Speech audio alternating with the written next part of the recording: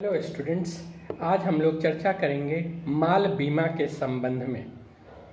समुद्री परिवहन से संबंधित महासागरीय पोत के द्वारा किया जाने वाला आयात निर्यात से संबंधित नौवहन, स्टीमर, यंत्रीकृत नाव इत्यादि के द्वारा किए जाने वाले तटीय नौवहन, अंतर्देशीय पोत, कंट्री क्राफ्ट के द्वारा किया जाने वाला नौवहन तथा समुद्री परिवहन से संबंधित माल के अभिवहन का माध्यम सड़क, रेल, वायु मार्ग के द्वारा किया गया हो, इन सभी को माल बीमा के अंतर्गत माना गया है।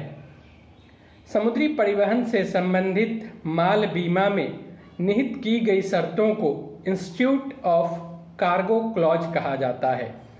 अंतर्देशीय परिवहन से संबंधित माल बीमा में निहित शर्तों को अंतर्देशीय परिवहन क्लॉज कहा जाता है।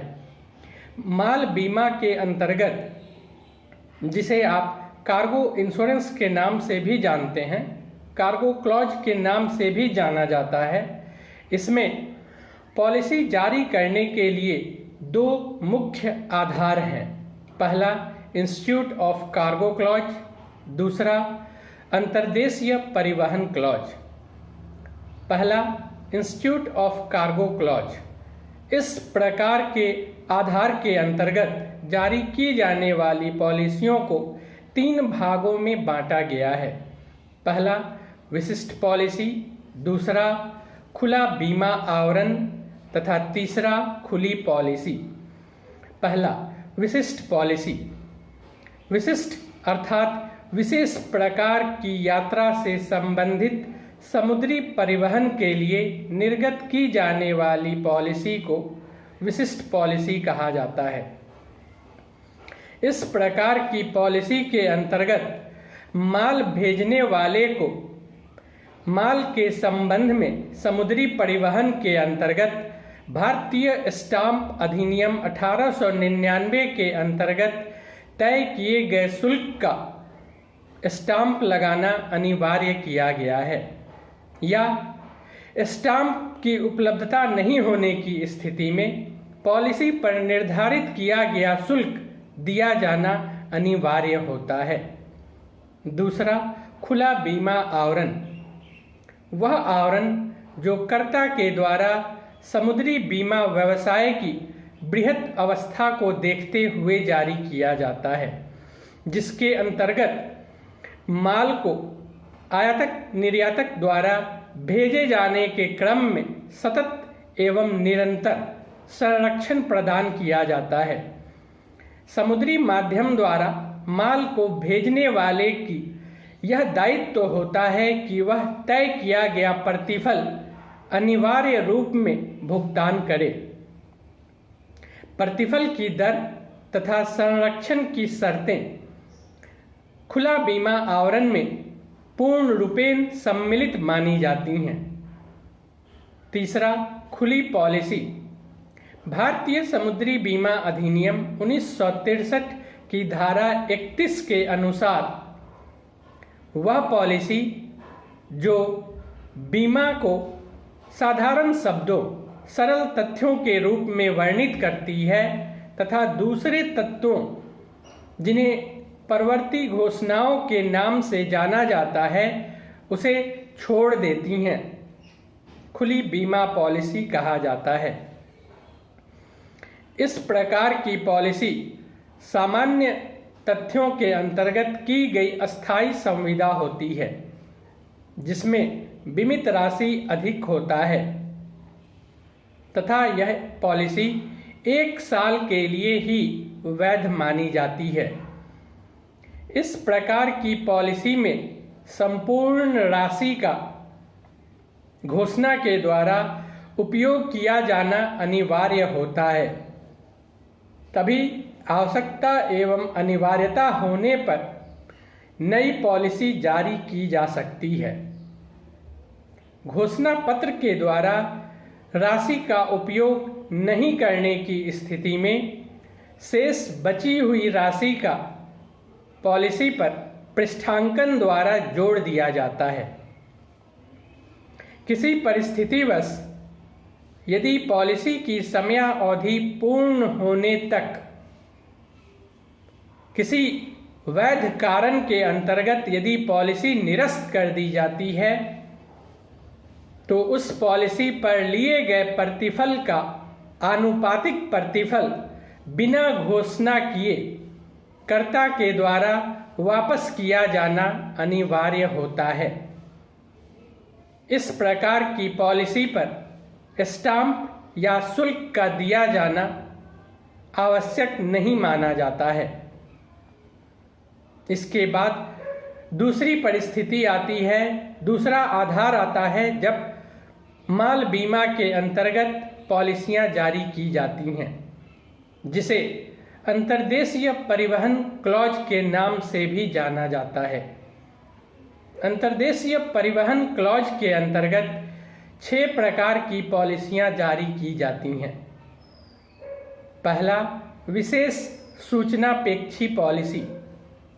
दूसरा, वार्षिकी पॉलिसी। तीसरा, शुल्क बीमा पॉलिसी। नेक्स्ट, वर्धित मूल्य बीमा पॉलिसी। नेक्स्ट, विशेष संभारण संरक्षण जोखिम बीमा पॉलिसी। और लास्ट, समुद्री उत्थापन बीमा पॉलिसी। पहला, विशेष सूचनापेक्षी पॉलिसी। विशेष सूचना अर्थात वह पॉलिसी जो वैसे व्यवसायियों का बीमा करती है जिनका टर्नओवर 2 करोड़ का होता है और जिनके द्वारा रेल, वायु, सड़क माध्यम का प्रयोग करते हुए देश के अंदर माल का आदान प्रदान किया जाता है, जो लगातार भेजे जाने के क्रम में समुद्री माध्यम का भी उपयोग किया जाता है। इस प्रकार की बीमा के अंतर्गत सूचना का आदान प्रदान किए जाने के कारण इसे विशेष सूचनापेक्षी पॉलिसी कहा जाता है। दूसरा, वार्षिकी पॉलिसी। वार्षिकी अर्थात इस प्रकार की पॉलिसी 1 साल के लिए वैध मानी जाती है। इस प्रकार की पॉलिसी का हस्तांतरण या समनुदेशन नहीं किया जाता है तथा इस प्रकार की पॉलिसी का आधार प्रस्ताव प्रपत्र माना जाता है। प्रस्ताव पत्र में निहित शर्तों एवं तथ्यों को संपूर्ण रूप में पॉलिसी के बीमा प्रपत्र में सम्मिलित किया जाता है तथा इस प्रकार की पॉलिसी 1 साल के लिए वैध होने के कारण वार्षिकी के नाम से जानी जाती है। प्रत्येक वर्ष नवीनीकरण कराना आवश्यकता होने पर धारक का यह दायित्व होता है कि वह पॉलिसी अवधि से पूर्व उसे नवीनीकृत कराए।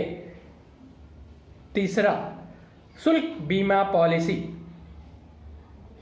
इस प्रकार की पॉलिसी के अंतर्गत माल का गोदाम से बंदरगाह पर पहुंचने पर सीमा शुल्क के रूप में किए गए भुगतान के कारण माल के मूल्य में हुई वृद्धि का किया जाने वाला बीमा।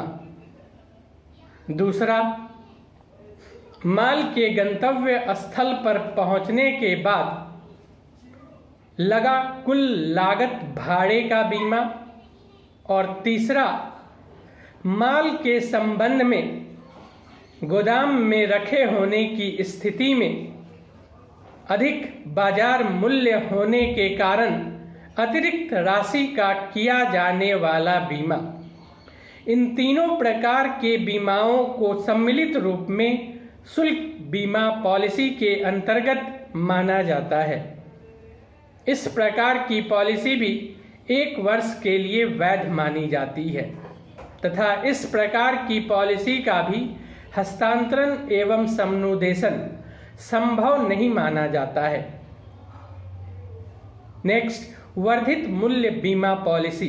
वर्धित से कहने का तात्पर्य है वृद्धि, अधिकतम इस पॉलिसी के अंतर्गत माल के गंतव्य स्थल पर पहुंचने के पश्चात बाजार मूल्य एवं कुल लागत भाड़ा के बीच के अंतर से अधिक की राशि का बीमा किया जाता है और इस प्रकार की पॉलिसी के अंतर्गत देय दावा राशि के भुगतान का 25% तक धारक के द्वारा स्वयं वहन किया जाता है। नेक्स्ट, विशेष संरक्षण जोखिम बीमा पॉलिसी। इस प्रकार की पॉलिसी के अंतर्गत परिस्थिति द्वारा निकासी हेतु रखे गए माल का रेलवे यार्ड में या बाहरी परिसर में आपूर्तिकर्ता को सुपुर्द करने तक संरक्षण प्रदान किया जाता है। परिस्थिति द्वारा माल सुपुर्द कर दिया गया हो या प्रेषक द्वारा भुगतान प्राप्त कर लिया गया हो, दोनों ही परिस्थिति पूर्ण होने पर कर्ता पॉलिसी के दायित्व से मुक्त माना जाता है। इस प्रकार की पॉलिसी आपूर्तिकर्ता को ही जारी की जाती है, जिसके अंतर्गत पॉलिसी से संबंधित माल का गंतव्य स्थल पर पहुंचना, स्थापित किया जाना, उसे परीक्षण करने के पश्चात पूर्ण रूपेण चालू किया जाना और चालू होने की सीमा तक पॉलिसी के द्वारा उसे संरक्षण दी जाती है। लास्ट, समुद्री एवं उत्थापन बीमा पॉलिसी। इस प्रकार की पॉलिसी को संयुक्त पॉलिसी भी कहते हैं। संयुक्त पॉलिसी इसलिए क्योंकि इस पॉलिसी के अंतर्गत दो अलग अलग बीमा के कार्य संपादित किए जाते हैं। समुद्री परिवहन से संबंधित एक बीमा और दूसरा उत्थापन से संबंधित, जिनके अंतर्गत खंड 1 में आवरित तथा अपवर्जित किए जाने वाले जोखिम का वर्णन किया जाता है और खंड 2 में दोनों ही बीमा के अंतर्गत तृतीय पक्षकार के प्रति उत्पन्न होने वाले दायित्व का पूर्ण वर्णन किया जाता है। इस प्रकार की पॉलिसी भी 1 साल के लिए वैध मानी जाती है तथा इस प्रकार की पॉलिसी के अंतर्गत दिया जाने वाला दावा भुगतान किसी भी परिस्थिति के अंतर्गत धारक को यह अधिकार नहीं देता है कि वह किसी अन्य के पक्ष में इस पॉलिसी का हस्तांतरण या समनुदेशन करे। अर्थात समुद्री परिवहन से संबंधित माल बीमा के अंतर्गत जारी की जाने वाली पॉलिसी जो अंतर्देशीय परिवहन क्लॉज के अंतर्गत जारी की जाती है, उसे किसी भी परिस्थिति के अंतर्गत हस्तांतरित या समनुदेशित नहीं किया जा सकता है। समुद्री बीमा पॉलिसी के अंतर्गत कुछ शर्तें होती हैं जिन्हें कर्ता के द्वारा पॉलिसी जारी करते वक्त जोड़ा जाता है, जिनमें प्रमुख हैं हानि हुई या नहीं हुई।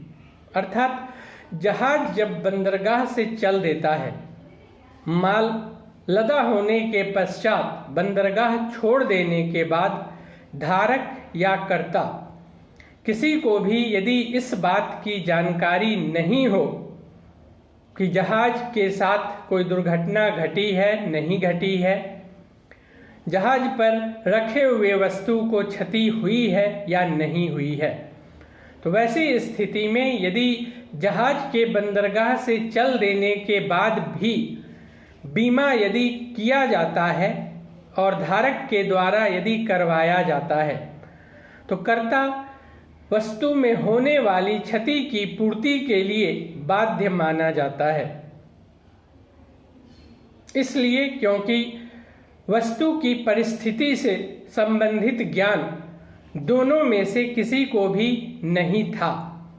यदि जानते हुए कि वस्तु क्षतिग्रस्त हो चुकी है और तब धारक के द्वारा बीमा करवाया जाता है, तो इस प्रकार का किया जाने वाला बीमा पॉलिसी जारी करते वक्त कर्ता जिम्मेवार नहीं माना जाता है। लेकिन जिस वक्त क्षति की पूर्ति के संबंध में धारक के द्वारा कार्रवाई की जाती है और इस बात की जानकारी कर्ता को हो जाने के पश्चात कि धारक को वस्तु के क्षतिग्रस्त होने के संबंध में पूर्व से जानकारी थी और धारक के द्वारा झूठ, धोखा, मिथ्या व्यपदेशन, दुर्भावना, कपट करने के इरादे से इस तथ्य का छिपाव किया गया, तो इस आधार पर कर्ता के द्वारा लिया गया प्रतिफल जब्त कर लेना तथा दिए जाने वाले दायित्व से इनकार करने का अधिकार होता है तथा धारक को कर्ता के द्वारा इनकार किए जाने पर उसके विरुद्ध किसी भी परिस्थिति में कोई भी कानूनी कार्रवाई करने का अधिकार नहीं होता है।